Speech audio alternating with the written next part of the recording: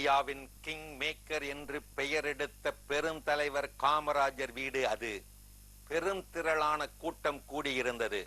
கூட்டத்தோடு கூட்டமாக கையில் ஒரு பேப்பரோடு நின்று கொண்டிருந்தார் ஓர் இளைஞர். அவர் வேறு யாரும் அல்ல, காமராஜருடைய தங்கையின் பேரன்தான். பெயர் கனகவேல். தாத்தா காமராஜர் கேட்டார், என்னடா கனகவேல், என்ன விஷயம்? தாத்தா, MBPSக்கு மனு போட்டேன், இன்டர்வியூ முடிஞ்சு போச்சு.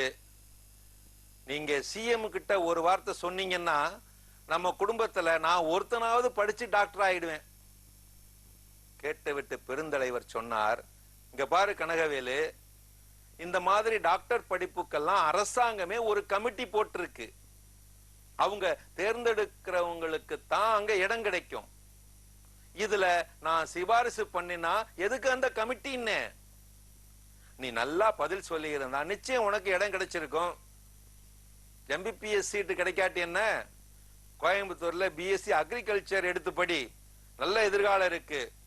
என்னால சிபாரிசு எல்லாம் பண்ண முடியாதுன்னு இப்படி கராராக சொல்லி அனுப்பி வைத்தார் அந்த பொது வாழ்வு பெருந்தகை காமராஜர். மாறு வேடத்தில் வரும் கையூட்டு சிபாரிசு. வீட்டிலிருந்து விட்டு விலகி வாழும் வாழ்வே பொறுப்புள்ள பொது வாழ்வு. உன் மதிப்பீடுகள் தெளிவாக இருந்தால் எடுக்கும் முடிவுகள் எளிதாயிருக்கும்.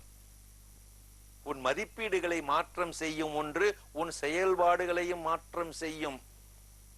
இது காந்தியடிகளின் தெளிவான வார்த்தைகள்.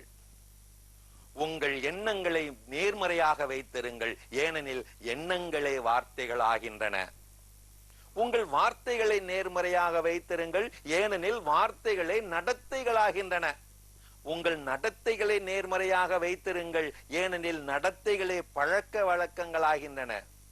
உங்கள் பழக்க வழக்கங்களை நேர்மறையாக வைத்திருங்கள், ஏனெனில் பழக்க வழக்கங்களே மதிப்பீடுகளாகின்றன.